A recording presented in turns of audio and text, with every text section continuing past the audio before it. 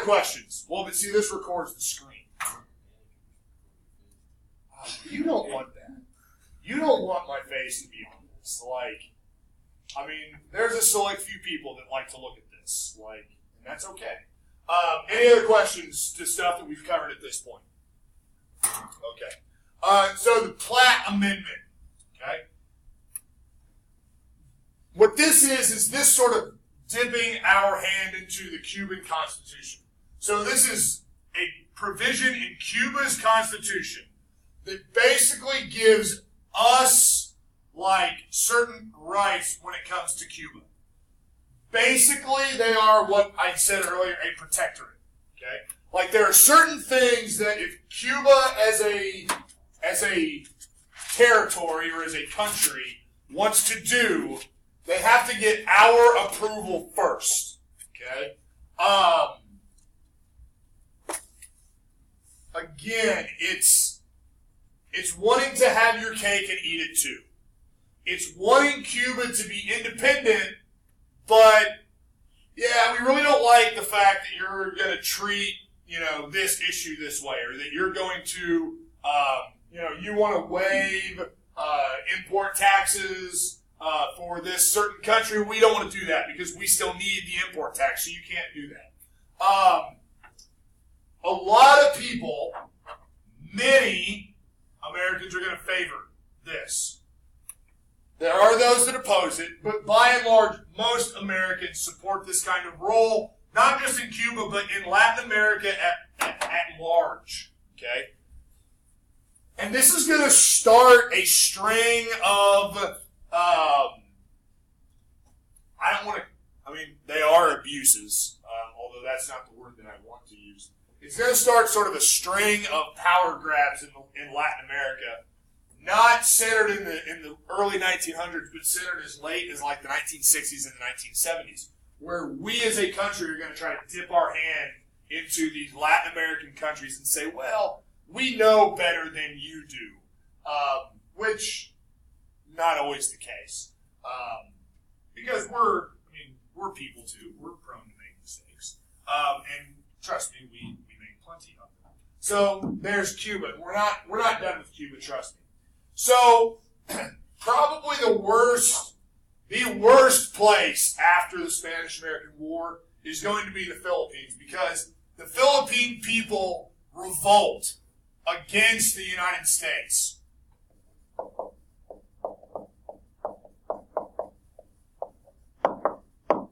Why do they revolt? You got to keep in mind that not 2, 3, 4 years earlier, Emilio Aguinaldo, who's the guy that's pictured right here, they were welcoming us as liberators. Yes, come, help us. So why now are they revolting against us? Well, 2 reasons that kind of play into each other.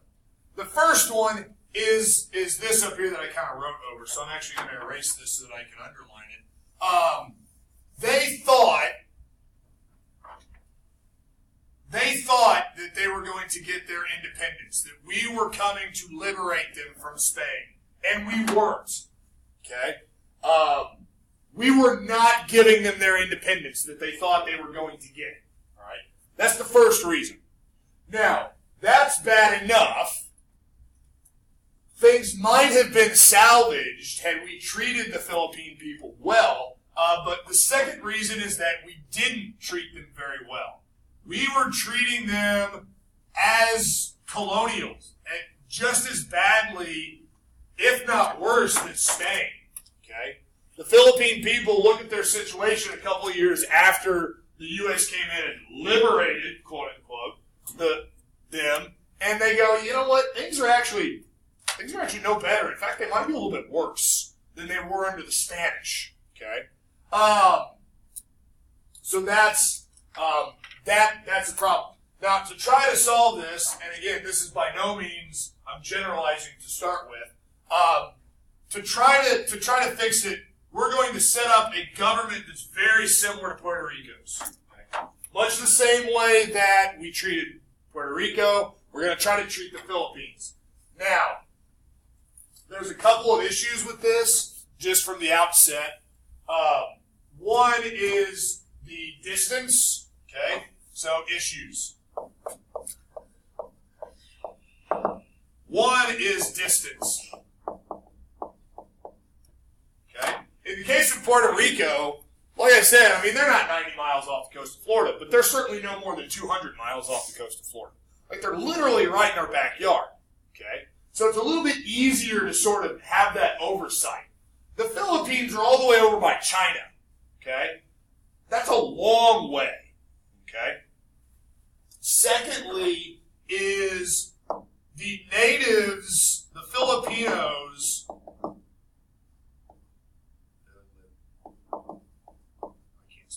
the Filipinos were ready for rebellion.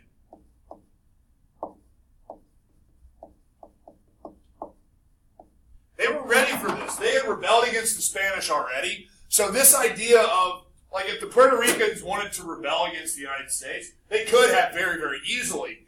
But the Filipinos have already done this, okay? This isn't an issue. Like, they're going to rebel. They're going to rebel, okay? The other thing that I would point out is, if you can kind of see, this is like a map of the Philippines. What do you notice about the Philippines that might make it a little bit harder to govern than Puerto Rico? It's a lot of little itty-bitty islands all strung together, right? Whereas Puerto Rico is what? It's one island. It's just a set island out there in the middle of the ocean. It's a lot harder to govern this chain of islands and have unity, right? A unified government. So the Philippines is where we're really going to have issues after the Spanish-American War. Aguinaldo, while he was a friend during the Spanish-American War, I guess let's move on a little quicker. Aguinaldo becomes an enemy. I think. Let me go ahead. Is it not? I guess I don't. I've got like 3 different lectures to cover this, and I think I'm crossing lectures in my head. So I'm going to go back real quick. Aguinaldo is captured. Remember, he's sort of the Philippine. That should be a PH. The Philippine leader of what's called an insurrection. Aguinaldo is captured. We start to show some really bad look. Okay, we violently put this insurrection down.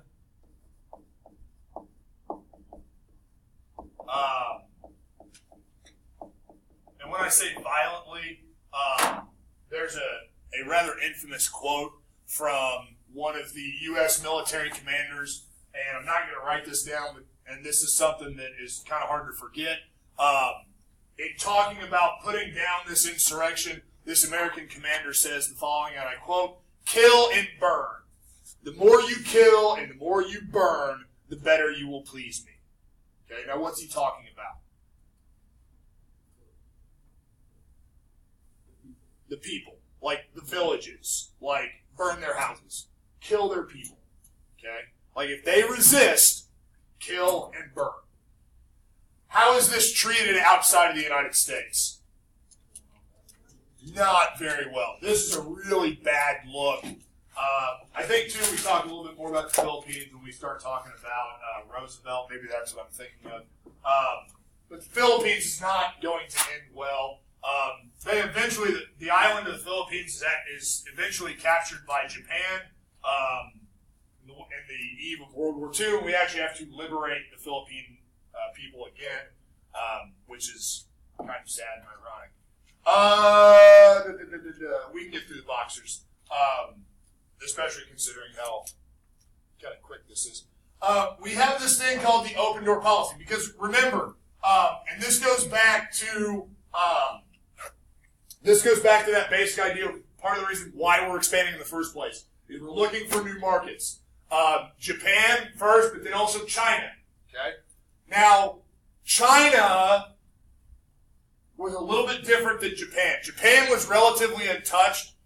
China had already been sort of carved up by European countries. And what they did is they took China and they divided it up into different zones. And only certain European countries were allowed to trade in each one of these zones. Okay? We proposed this thing called an open door policy, which basically says that no country would get a monopoly on Chinese trade. Okay? Basically, that all parts of China would be open to all countries to trade. Okay? No foreign power can come in and say otherwise. Okay? Now, we have this policy. This policy was created in 1899, but it is on the eve of this thing called the Boxer Rebellion in 1900. There's a group in China called the Righteous and Harmonious Fists, otherwise known as the Boxers, and it's this group of Chinese natives who are angry at international influence. They say foreign influence is killing our culture.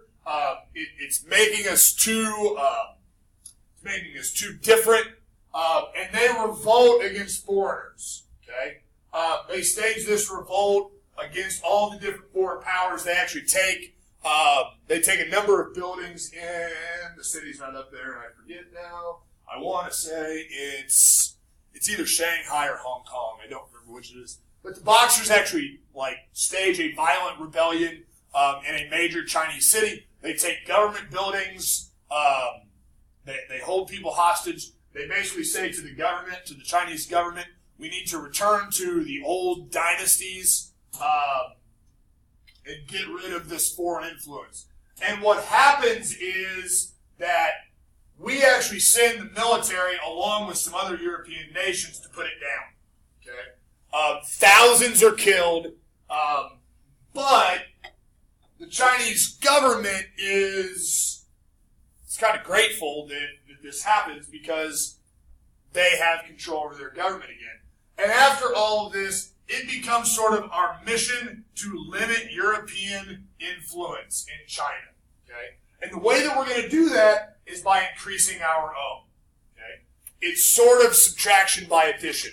Okay? We don't want Europe to have as much influence in China. We need to have more influence. Okay? Because if we have more influence, that means everybody else has to have less. Okay? I think that's probably a good place to stop for the day.